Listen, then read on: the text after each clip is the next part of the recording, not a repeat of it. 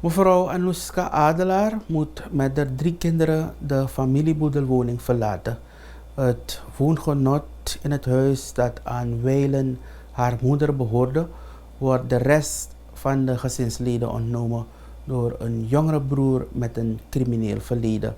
Anouska Adelaar wordt geterroriseerd en de woning wordt vernield door haar broertje. Ondanks interventie van politie en justitie komt er maar geen oplossing hierin.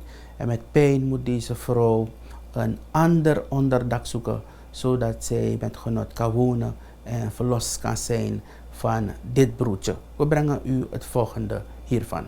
Het probleem is, ik heb problemen met mijn broertje. Hij was een crimineel in het verleden. Hij zat al 8 jaar in de gevangenis.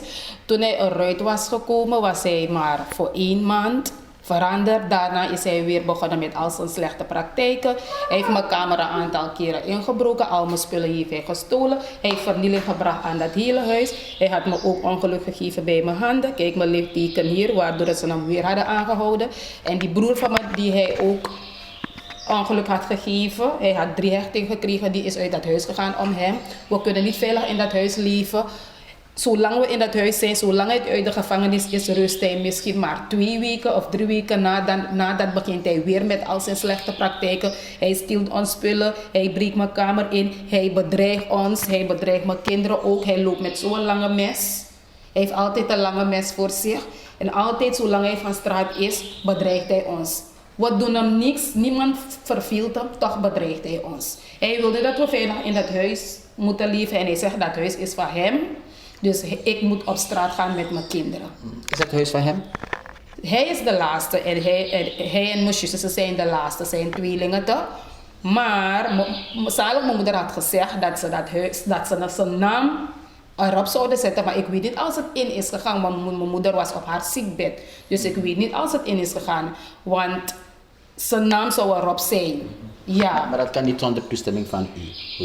Heeft u daartoe toestemming gegeven? Nee, ik heb nooit toestemming daaraan Dus dat gegeven. kan niet zonder toestemming van de rest? Nee, want het is een boedel. We hebben allemaal recht erop. We hebben allemaal hier geleefd. Ik heb een aantal broers en een aantal zussen. Ik ben een aantal keren naar de rechter geweest. De rechter had een paar besluit gezet op 2 vellen. Ik heb 2 bevelen van de rechter gekregen. Dus dan had ik daarop gerekend dat hij ontruimd zou worden. Want de rechter had dat gezegd. Maar de rechter had me gezegd, voor de ontruiming moet je met 2 getuigen komen. Ik heb de zusters van me gevraagd om me bij te staan met de ontruiming. Geen van ze wouden me bijstaan. Ik heb mijn vader gevraagd, die alles weet vanaf het begin tot het eind, om me bij te staan, zodat ze hem konden ontruimen van hier zo. Toen hij voor de rechter is verschenen, heeft mijn vader aan de rechter gezegd van zo, als hij niet weet wat ontruiming is, gaat hij geen verklaring afleggen. Toen heeft de rechter hem eruit gezet. Toen heb ik de rechter gevraagd als hij zijn medewerking aan mij kon verlenen, zodat ik veilig in dat huis kon wonen met die kinderen. Want nu is het erger geworden. Als ik bezig ben met de huishouding, ik kan niet eens de huishouding doen. Als ik bezig ben met de huishouding, mishandelt hij me, valt hij me aan. Ik moet de buren vragen om me bij te staan, zodat ik helemaal klaar ben met de huishouding. En als hij thuis is, ben ik beperkt in mijn kamer. Ik kan niet eens vrij meer in dat huis lopen. Als ik weer bezig moet zijn met de huishouding, moet ik iemand vragen om me weer bij te staan met de huishouding. Totdat hij weg is. En als hij weg is, gaat hij na 3 dagen of 4 dagen, komt hij weer thuis. En de buren vertellen me van, hij gebruikt exercie over straat. Hij zwerft over straat. Ik moet voorzichtig met hem zijn, want anders gaat hij me zwaar ongeluk geven. Dus gewoon plotseling zie je dat hij je aanvalt. En hij stopt zijn mes hier zo. En verleden heeft hij me met die ijskastdeur aangevallen. Hij heeft me zwaar mishandeld. Hiervan me deed mijn pijn, mijn hoofd en mijn rug. We zien dat de koelkast geen deur meer heeft. Ja, ik heb die deur in die kamer daar gezet. Ik heb die deur weggehaald. En daarmee is hij u te lijf gegaan? Ja, al die grote aluminiumpotten heb ik weggegooid. Alle bliervesten heb ik weggegooid. Alle grote stenen. Alles wat hij had gezegd dat hij ons ongeluk ermee zou geven, heb ik weggegooid. En een keertje zei mijn zoontje, maar mama, hij is met de houwer daar over straat. Ik zeg van, oh jee, wat gaat hij met ons dan doen? Maar mijn broer was er nog toen der tijd. Dus bij elke handeling dat hij pleegt, doe ik aangifte. Ik ben naar parket geweest. Ik heb brieven geschreven bij parket. Dus het is niet nu dat die jongen zo is. Hoeveel kinderen heeft u? Ik heb 3 kinderen, maar ik ben met 2 kinderen hier. Hij en dat meisje hier. Als het ware is het leven voor u een hel.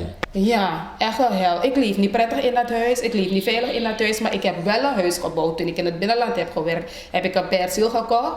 Ik heb dat geld 5 jaar gespaard. En dat perceel heb ik gekocht bij Freedom Bureau Serie B. Ik heb een lening gedaan bij de bank. Mijn stukken zijn hier op de tafel. Ik heb een lening gedaan bij de bank. En ik heb dat huis gebouwd om deze situatie. Want ik wist al welke troep ik zou ontmoeten wanneer ik in de stad zou komen werken.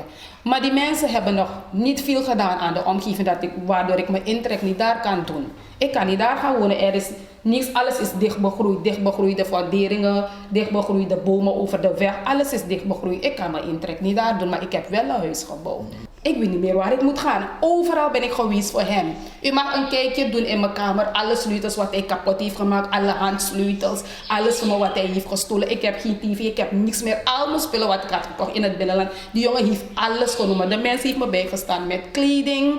En een kleine kookplaat.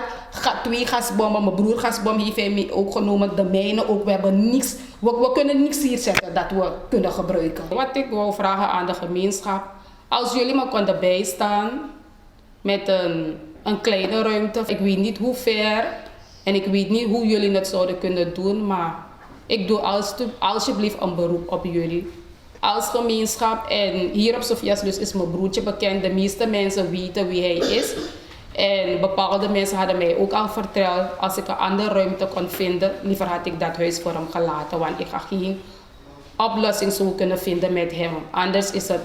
Ja, het gaat het jaar in, jaar uit. Dan blijf je nog steeds in dezelfde situatie voordat jij en die kinderen zwaar ongeluk krijgen van hem. Dus ik doe alsjeblieft een beroep op jullie als jullie me zouden bijstaan met een kleine ruimte. Ik weet niet hoe jullie dat zouden oplossen of in elkaar zouden kunnen zetten, maar ik laat dat aan jullie over.